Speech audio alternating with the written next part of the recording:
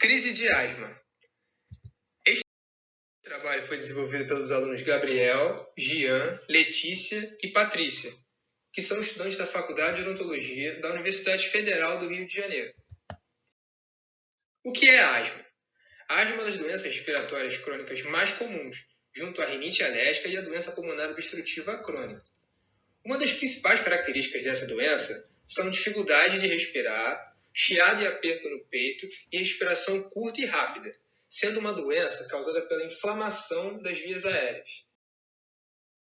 Segundo o DataSUS, o Banco de Dados do Sistema Único de Saúde, ligado ao Ministério da Saúde, ocorrem no Brasil, em média, 250 mil internações anualmente.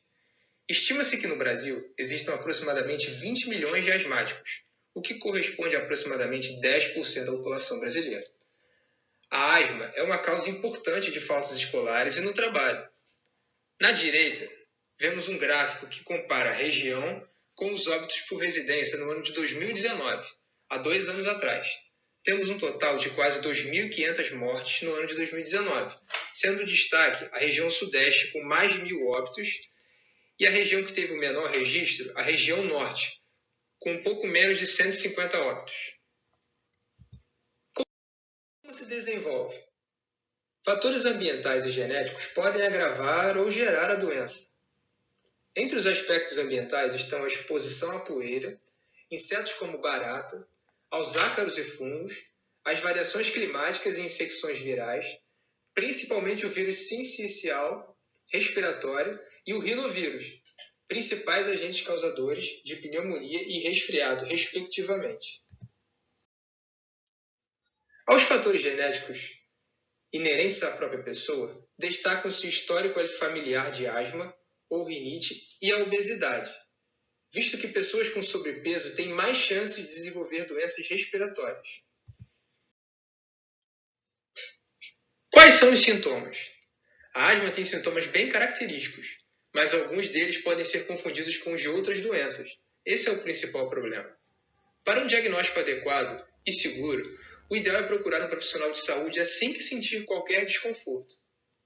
Os principais sintomas são tosse seca, chiado no peito, sibilância, dificuldade para respirar, respiração rápida e curta, desconforto torácico, sensação de aperto no peito ou peito pesado e ansiedade.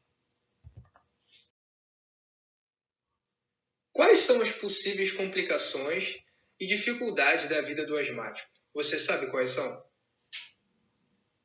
A asma pode desencadear uma série de processos que podem resultar em complicações, algumas graves e uma série de dificuldades que devem ser respeitadas.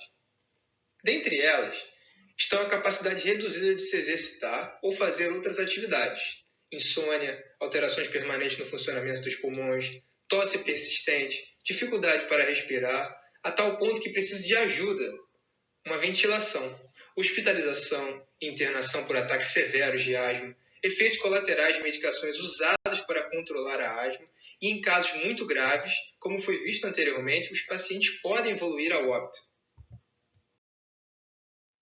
Mas para nós dentistas, quais seriam as manifestações odontológicas da doença asma na cavidade oral?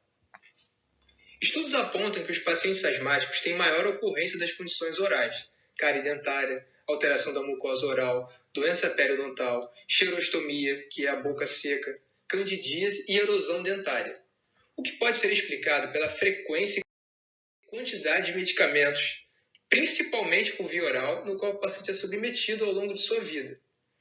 O uso extenso de medicamentos inalatórios está associado ao aumento de acidez do biofilme e diminuição salivar, propiciando um aumento de atividade cariosa e erosão dental, além da baixa imunidade do paciente que propicia o aparecimento de candidíase. Outros estudos mostram também a existência de um grupo de enzimas que degradam matriz extracelular e membranas basais associadas à doença periodontal e degradação das estruturas do tecido pulmonar. Um estudo realizado por Stenson mostrou que indivíduos asmáticos apresentam fluxo salivar diminuído e maior acidez do pH do biofilme bacteriano. Fatores que podem contribuir para o desenvolvimento de lesões de cárie, Samek associou a diminuição da secreção salivar e a prevalência de lesões de cárie, a gravidade da doença, já que a dosagem e a frequência da medicação são maiores em asmáticos mais graves. Outro efeito adverso local comum na cavidade oral de pacientes asmáticos é a candidíase. O uso prolongado de medicamentos inalatórios e o déficit imunológico do paciente favorece o aparecimento dessas lesões, visto que parte do medicamento fica retido na orofaringe, tornando o ambiente propício para o desenvolvimento de infecção fúngica. Uma medida simples e eficaz é a realização do enxágue da boca após inalar o medicamento. Cuidados e fatores de risco. Os fatores de risco podem ser divididos em ambientais e os próprios do paciente. Os fatores ambientais são representados pela exposição à poeira, infecções virais, alérgenos como ácaros, pólen, pelos de animais, fumaça de cigarro, irritantes químicos e poluição ambiental, mudanças climáticas, exercícios físicos vigorosos, estresse emocional e até mesmo alguns tipos de medicamentos. Em caso de situação que seja impossível evitar a exposição a esses fatores, o paciente pode seguir alguns cuidados, como evitar atividades físicas ao ar livre, especialmente em dias frios. Algumas condições clínicas podem estar associadas com a asma e contribuem para seu agravamento, aumentando a necessidade do uso de medicamentos. São eles a rinossinusopatia, aguda ou crônica, a doença do refluxo gastroesofágico, DRGE, e as micoses broncopulmonares alérgicas. Sendo assim, deve-se ter em mente que a asma é uma enfermidade de etiopatogenia complexa, influenciada por diversos fatores externos, e a adesão a diversas medidas terapêuticas para a asma é sempre difícil. Como é o manejo odontológico de pacientes com asma? As crises asmáticas fazem parte das emergências mais comuns existentes no consultório odontológico. Esse pode ser visto como um ambiente de risco para o paciente asmático, já que materiais utilizados na prática odontológica, medicamentos prescritos pelo cirurgião dentista e até o medo de ir ao dentista podem atuar como fatores desencadeantes de uma crise.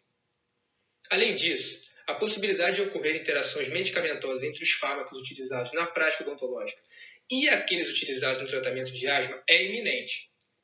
Entender minuciosamente esta enfermidade crônica de alta prevalência é imprescindível para o cirurgião dentista para a elaboração de estratégias e cuidados avançados no atendimento clínico, a fim de proporcionar melhor qualidade de vida aos pacientes.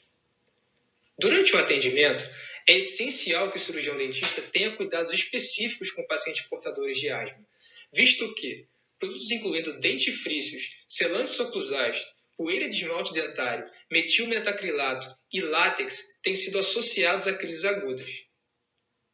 Sabe-se que as condições psicológicas e emocionais do indivíduo podem ser capazes de causar agravamento dos sintomas e o próprio consultório odontológico pode cooperar para que essas alterações aconteçam. Devido a isso, as consultas devem ser preferencialmente agendadas para o início da manhã ou no final da tarde, período nos quais as crises aparecem menos frequentemente. Nesses casos, a sedação pode ser uma alternativa. Os produtos de escolha são o óxido nitroso e o oxigênio, já que não causam irritação da pele pulmonar e ainda proporcionam uma sensação de bem-estar ao paciente. No entanto, são contraindicados em quadros severos de asma, onde o risco de hipóxia é maior. No que se refere ao uso de anestésicos locais, pacientes asmáticos que fazem uso de glicocorticoides podem apresentar alergia aos sulfitos. Os sulfitos atuam como importante antioxidante de vasoconstritores, adrenérgicos ou simpaticomiméticos, presentes nos sais anestésicos. É necessário ater-se a esse histórico de alergia e, nesses casos, dar preferência à solução de prilocaína 3%, com feliprecina. Não somente algumas condutas odontológicas e alguns anestésicos, sabe-se também que é importante ressaltar a possibilidade de interação medicamentosa entre os medicamentos utilizados na terapêutica farmacológica da odontologia e os fármacos utilizados no tratamento para a asma, como diz o quadro abaixo.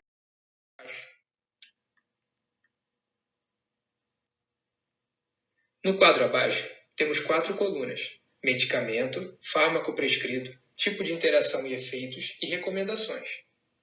Para a fluticasona, nós temos a claritromicina e a eritromicina, que podem aumentar a concentração plasmática. Nesse caso, é necessária intervenção médica. O cetoconazol pode aumentar a concentração plasmática de fluticasona. e sua administração deve ser feita com precaução. Para a budenicida, que corresponde à eritromicina, e o cetoconazol, eles podem aumentar a concentração plasmática de budesonina e devem ser administrados com precaução e, se necessário, alterar no tratamento.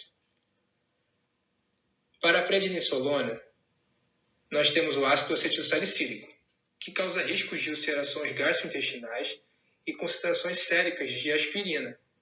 Deve ser administrado com precaução e reajustar a dose se necessário. O cetoconazol pode inibir o metabolismo dos corticoides. Nesse caso, deve-se reajustar a dose a fim de evitar toxicidade esteroidal. Para a prednisona, nós temos a claritromicina, que pode aumentar as concentrações plasmáticas também e deve ser administrado com precaução. Temos o ácido acetilsalicílico, que tem riscos de ulcerações gastrointestinais e concentrações séricas de aspirina também. Deve ser administrado com precaução e reajustar a dose se necessário. Os anti-inflamatórios não esteroidais podem aumentar a incidência ou a gravidade de úlceras gastrointestinais. Devem também ser administrados com precaução. O formoterol, correspondente a antimicrobianos macrolídeos, pode ocorrer potencialização da ação do formoterol no sistema cardiovascular e deve ser administrado com precaução também. Reajustar a dose também se necessário. Para o salmeterol, temos a azitromicina, que aumenta o risco de prolongamento do intervalo QT. O intervalo QT corresponde à despolarização e repolarização ventricular. É nada mais nada menos do que a representação elétrica do período entre a contração e o relaxamento ventricular isovolumétrico, sendo patológico quando marca acima de 440 milissegundos para homens e acima de 460 milissegundos para mulheres. Por isso, deve ser administrado com precaução e considerar mudanças no tratamento. A eritromicina pode aumentar a concentração plasmática de salmeterol e outros eventos adversos. Administrar com precaução também. Formoterol, nós temos a eritromicina, que pode aumentar as concentrações de teofilina e diminuir as concentrações de eritromicina. Requer intervenção médica para diminuir os efeitos adversos. Já os benzodiazepínicos podem diminuir a eficácia da benzodiazepina. Deve-se usar com precaução e alterar o tratamento se necessário da mesma forma. A azitromicina, nesse caso, pode aumentar as concentrações séricas de teofilina. Deve-se usar com precaução e alterar no tratamento se necessário da mesma forma. O que fazer quando estamos diante de uma crise asmática no atendimento odontológico? O primeiro passo é interromper o tratamento e remover qualquer material da boca do paciente. Depois, temos que tranquilizá-lo. Podemos dizer palavras como tenha calma, eu vou te ajudar, estou aqui por você. Depois, coloque o paciente sentado contra o encosto de uma cadeira comum, com os braços lançados para frente, ou qualquer outra posição que deixe o paciente mais confortável. Esse é o objetivo. Peça para ele fazer a auto-administração do broncodilatador, pois ele possui mais prática na aplicação. Se por algum motivo isso não for possível, insufle 5 aplicações do medicamento num saco de papel. Adapte-o à boca e ao nariz do paciente e peça para que ele inspire, repetidas vezes. Se estiver disponível, administre oxigênio usando uma máscara facial ou uma cânula nasal, mantendo um fluxo de 5 a 7 litros por minuto. Não havendo regressão do episódio, significa que o broncoespasmo deve ser de tal dimensão que o broncodilatador não chega aos alvéolos. Nesse caso, administre 0,5 ml de uma solução de epinefrina, 1/1000, via intramuscular, que possui uma potente ação broncodilatadora, controlando o broncoespasmo em alguns minutos após sua administração. Existem também outras formas de intervenção que nós precisamos entender. Em casos de reações alérgicas leves, com prurido e urticária suaves, o dentista deve administrar de 25 a 50 mg de cloridrato de dinifredramina, via oral, intravenosa ou intramuscular. A dose deve ser repetida a cada 6 horas durante 2 dias. Caso haja suspeita de alergia, a medicação ou administração deve ser suspensa. Reações alérgicas graves podem ser manifestadas através de erupções cutâneas de aparecimento rápido, edema dos lábios, pálpebras, bochechas, faringe e laringe. além da possibilidade de choque anafilático com queda de pressão arterial, chiado, asfixia, cianose, dilatação das pupilas e perda de consciência. Em situações emergenciais como essa, é importante acionar imediatamente o serviço de emergência. Caso o paciente não apresente hipertensão, deve-se administrar epinefrina numa dose de 0,3 a 0,5 mg, na concentração de 1/1000, via subcutânea ou intramuscular. Pode repetir a dose a cada 5 ou 10 minutos, se necessário. A administração de esteroides, como a hidrocortisona, 100 mg, via subcutânea, intramuscular ou intravenosa, pode ser uma opção de escolha. Deve-se levar em consideração a terapia com oxigênio, não esquecer de monitorar os sinais vitais e, caso necessário, executar a reanimação cardiorrespiratória. A cricotireotomia deve ser feita em casos extremos de asfixia. A transferência do paciente para o hospital também deve ser assegurada pelo profissional. Para concluir nosso trabalho, é importante entender todo o manejo dos pacientes portadores de asma ou de outras condições de saúde. Dessa forma, teremos o correto tratamento, visando sempre minimizar as condições que podem levar a um agravamento do quadro presente, nesse caso a asma. Para que isso seja feito, o profissional deve ter conhecimento de todo o manejo clínico e as possíveis intercorrências que podem surgir durante o tratamento. Portanto, devemos ter o conhecimento do quadro clínico-patológico do paciente, conhecer as manifestações orais e implicações medicamentosas, dominar totalmente o protocolo para emergências clínicas, para assim conseguir o melhor tratamento e qualidade de vida ao paciente. Obrigado a todos.